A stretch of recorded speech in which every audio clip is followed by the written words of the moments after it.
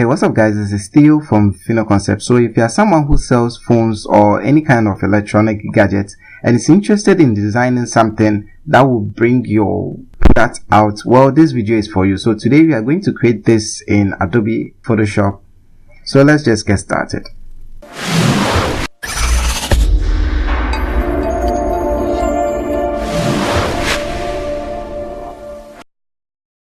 Welcome to Concept. Click the subscribe button and hit the bell icon so you don't miss out on any of our future videos. So first of all, we open up our application and I click on File, click on New. Today I'm going with a width of 2K and a height of 2K. I want it to be a perfect square. So let's just zoom in. So as always, we have our images here. So the first image I'm going to import is actually the image of the phone itself. So I'll click and drag that onto my workspace. Now I want to take away the background, so I'll just use any of the tools available to me. Now because my background is entirely white, I can just use the magic wand to just take everything out. So I'll create a layer mask and I'll invert the layer mask by holding down Ctrl and press I. Now there's another thing I want to do. I want to actually separate these two images. So what I'll do is I can just use the rectangular marquee tool, or you can just use the pen tool. I mean any tool which you are comfortable with. As long as you get the selection, there's nothing wrong with that. So I'll right click and go to layer via cut. So I end up with two of these. So if I go back to my move tool, you can see I have two different layers. Very good. Now I'll select both layers and I'll click and drag them onto our workspace right here. So this is what we have. Now I don't need this anymore, so I'll go ahead and close it up, Ctrl W. Okay, so let's zoom out a little bit. So I'll bring my images somewhere around here. I want to center this as much as possible. So to do that, just hold down Ctrl and press R. That's going to bring up the rulers. Click from the horizontal side, and the moment you get to the center is going to snap in like so. So I have both of these at the center right here, but I want the back image, you know, the image of the back of the phone to be at the back of the front of the phone. So I'll just click and drag that here, no, something like this. But because that layer is on top, it is showing first. Now I just click and drag that layer beneath it like so. So this is what we are having. Now if I click and drag this to the center, I have this. I would like to show the camera a little bit, so probably I'll put it right around here, the camera and the flash. Okay, now let's start importing our icons. So first of all, well, I'll create a group where all the information or the text is going to be. So I'll click on the new group icon here, double click, and I'll call this text. Now I'll start with the name of the company. Now this thing I'm doing is actually for a friend of mine. So all the information I'm going to put in here are actual information. You can call them if you are interested in buying this particular phone. So I should probably use a font like Tahoma. So that's what I'm going with for this tutorial. Now if you go to your character options, I'll just check all caps because I want everything to be in capital letters. You don't have to do that anyway, but that's just my preference, and I'll probably make this bold as well. So the next thing is the name of the phone, so I'll just type it in here.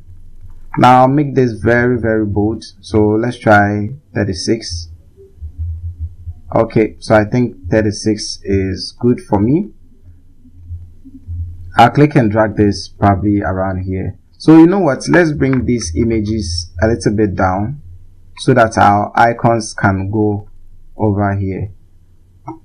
Okay, so I'll just start by importing the image or the icon of the display. So that will be first. I'll just click and drag that onto the workspace here, and I'll resize it whilst holding down Shift and Alt so that it doesn't get distorted.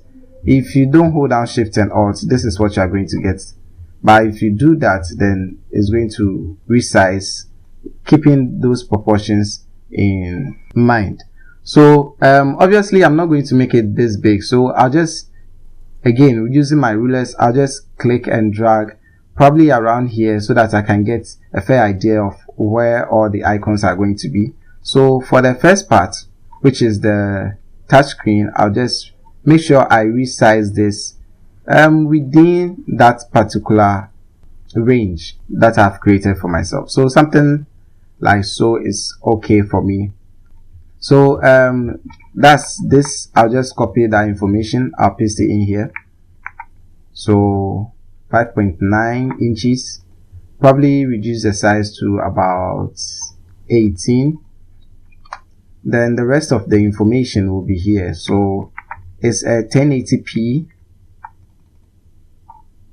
So obviously I'll make this regular and I'll reduce the size to about 6. Okay, so let's see how this is looking like. Now if I click and drag this over here, you can see it's not so bad, but probably, yeah, I think I'll stick with this. So this is what I'm going to do for the rest of the icons. The same procedure, the same idea. So if you want to organize this work, just hold down Ctrl and press G to group it out, and I'll probably call this touchscreen. So yeah, let's just import the rest.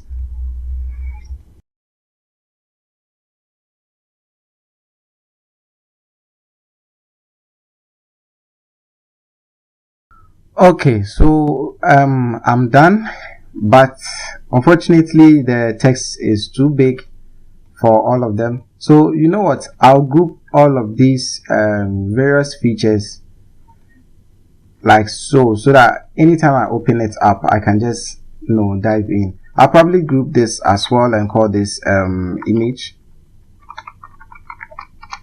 Okay, so I'll just turn off all the visibility for that, and for the touchscreen I'll probably, for the touchscreen I think I'm going to leave it as that.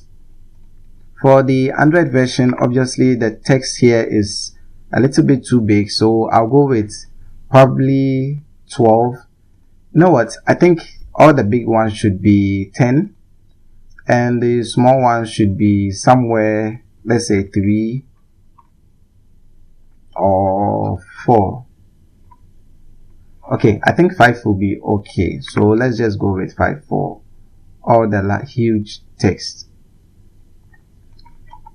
So that will mean I'll change this to 10 and I'll change this to 5.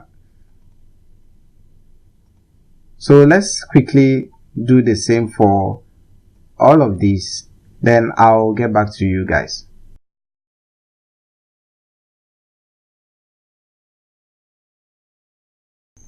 Okay, so I'm done. For mine, I think the information is a little bit too much, but I mean, when you are doing yours, you obviously take that into consideration. So now that I'm done, I'll just quickly hide all these lines, with the exception of the center line running here, because I'll be needing that. So basically this is what we have so far. So I'm going to add in the information, and to do that I'll create another group. I'll call this I don't know, contact. Then I'll just create a rectangle down here, so like this. It doesn't have to be perfect, because once we are done we are just going to be using the move tool to align everything. So I'll bring this probably around here like so. I'll grab my type tool, make sure my foreground color is set to white, so that anytime I type on this it's going to be white. Then I'll just quickly grab the information, that is the email address along with the phone number. So I'll just put that over here. So what I'll do is I'll spacing up the phone number. Well, if you can't see, I'll just increase the size so that everyone can benefit. So something like so should be okay. Now for the email address, obviously it has to be small letters, so I'll quickly turn off the all caps, which was already on. So I'll create a space for these two. So I think this is looking okay for me. So you can add an information like call us on. So we have these two numbers followed by or email us. Then you have this information also in there. So I'm not going too over the edge with this, but you can go ahead and bolden this up so that the phone numbers will stand out. The same way you can do for the email address so that it will also stand out. So I'll quickly resize this because it is moving outside and we don't want that. So basically this is what we have. Now obviously after this you have to put in the amount. So to do that we are going to again create a shape. So this time around we are using the ellipse tool. So you go to the shapes tool, you select ellipse by right clicking, and I'll create a group again, and I'll call this probably price.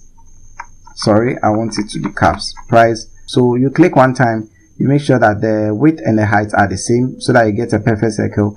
Now because I want it to stand out, instead of the white color here, I'll be using a red color. So I just double click on this thumbnail here, not the name, not the side, the thumbnail itself. Double click and change the color to red, or probably some shade of red.